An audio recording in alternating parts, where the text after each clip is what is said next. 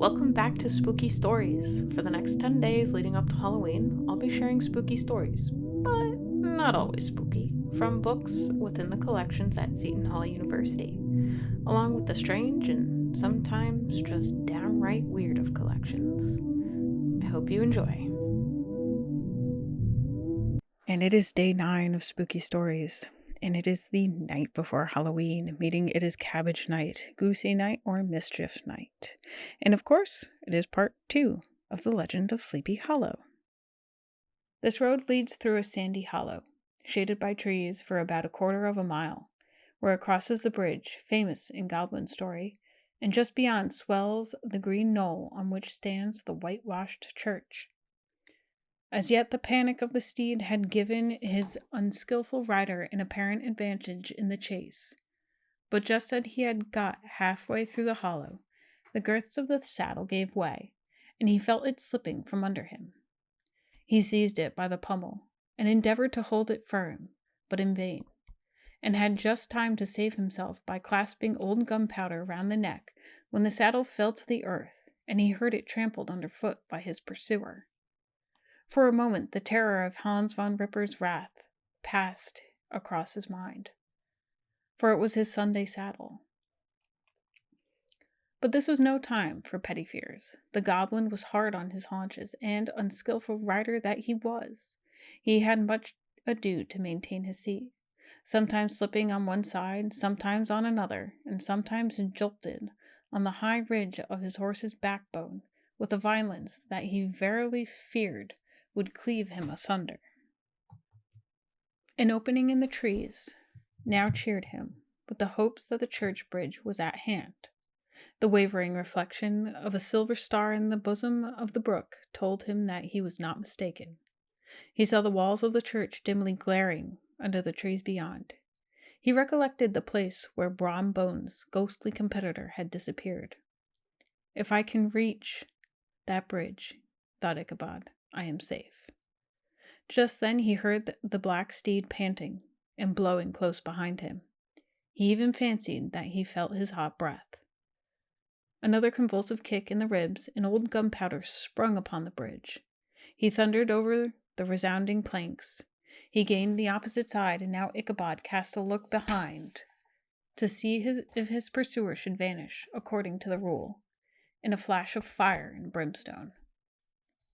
Just then he saw the goblin rising in his stirrups, and in the very act of hurling his head at him. Ichabod endeavored to dodge the horrible missile, but too late. It encountered his cranium with a tremendous crash, and he tumbled headlong into the dust, and Gunpowder, the black steed, and the goblin rider passed by like a whirlwind. Now, the legend of Sleepy Hollow was published in the Sketch-book of Geoffrey Crayon, Gentleman in Philadelphia by Leah and Blanchard in 1839. Now, this book is a collection of 34 essays and short stories written by the American author Washington Irving. It includes 2 of Irving's best-known stories, which are attributed to the fictional Dutch historian Diederik Knickerbocker, which are, of course, The Legend of Sleepy Hollow and then Rip Van Winkle. Now, this book is also the first time Irving uses his pseudonym Geoffrey Crayon, which he would continue to employ throughout his literary career. And believe it or not, that's the first time I ever heard of Washington Irving having a pseudonym. I always thought he published under Washington Irving because today we all know The Legend of Sleepy Hollow is written by him, but if you're trying to find like the original story like I was trying to do, I first found this and I thought, oh, well, who is Geoffrey Crayon? Until I did a little research and found out that that is his pseudonym. So if you didn't know like I did, now you do. And hopefully you'll get that trivia question right when it comes up. And believe it or not, this is actually the first time that I have read Sleepy Hollow through. Now, I wanted to read the entire story for everyone listening, but it was turning into an hour at length. So while I only read you a snippet, I suggest y'all go back and read the entire story because it is quite interesting. It's quite appropriate for this time of year to read it. So, let's see. So even though I didn't read the entire story, I do hope you enjoyed listening to this little snippet, especially if this is your first time hearing it. And especially the original story, because it's quite interesting to see how it compares to movies that have taken the tale and adapted it in their own way. A lot of times it's Ichabod Crane who is kind of seen as, a character who deserves sympathy, when in reality, not so much. But it's still interesting to see how everybody adapts it.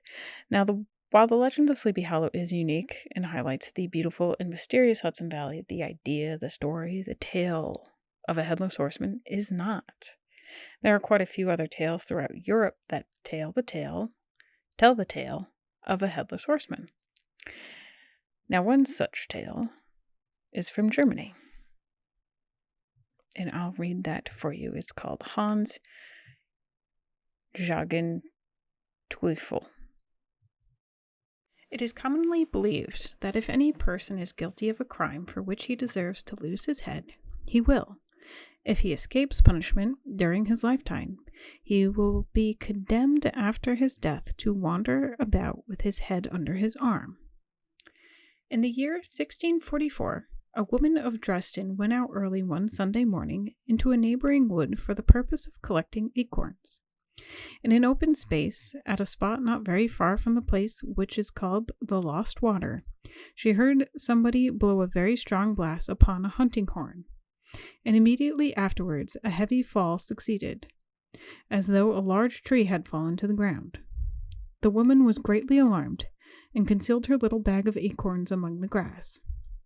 Shortly afterwards the horn was blown a second time, and on looking round she saw a man without a head, dressed in a long grey cloak and riding upon a grey horse. He was booted and spurred, and had a bugle horn hanging at his back. As he rode past her very quietly, she regained her courage and went on gathering the acorns, and when evening came, returned home undisturbed. 9 days afterwards, the woman returned to that spot for the purpose of again collecting the acorns. And as she sat down by the Forsterberg, peeling an apple, she heard behind her the voice calling out to her, "Have you taken a whole sack of acorns, and nobody tried to punish you for doing so?"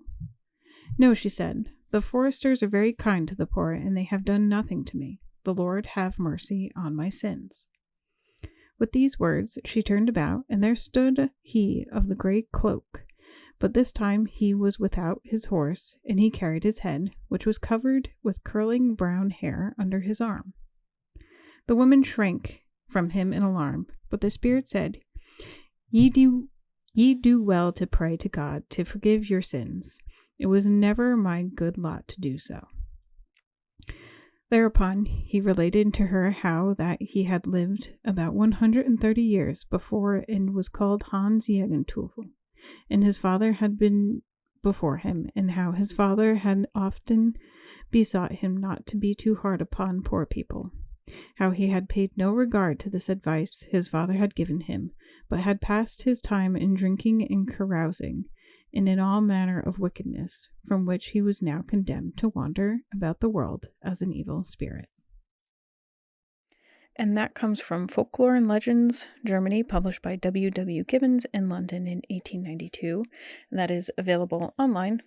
When I was Googling about Headless Horseman tales, I saw that one, just Googled the tale, and found it. Probably a few retellings, of course, as happens in folklore. So if you find one and it's different, let me know. I'll be interested to read it too. But both horseman tales are not as violent as their adaptations have made them out to be, especially for our Sleepy Hollow horseman. I'm used to him chopping off heads, but this book doesn't really allude to the fact that he's chopping off heads. He's kind of scaring people and possibly kidnapping people, but there's not, he's not hunting for people's heads. At least that's what I got from the story. I could be completely wrong. I'm an archivist, not an English major. But yeah, and if you ever actually get the opportunity to go visit Sleepy Hollow, it's quite cool. And the cemetery too, you definitely should. You can visit Washington Irving's grave, but you can also see the place in which this story, was based on, and how beautiful and magical and mysterious it definitely is. Well, that is it for this episode. Thanks for tuning in. And that is it for today's episode of Spooky Stories. If you have enjoyed Spooky Stories, be sure to share and follow us on social media at SHU_libraries.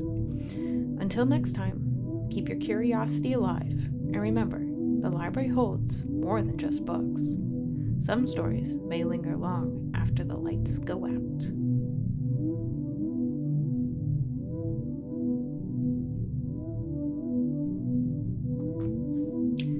And that is it for Spooky Stories. Thank you so much for having joined me for the past 10 days. I hope you've enjoyed it.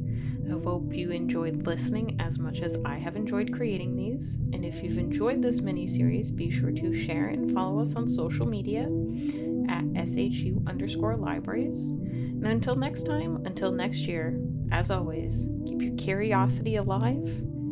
And remember, the library holds more than just books.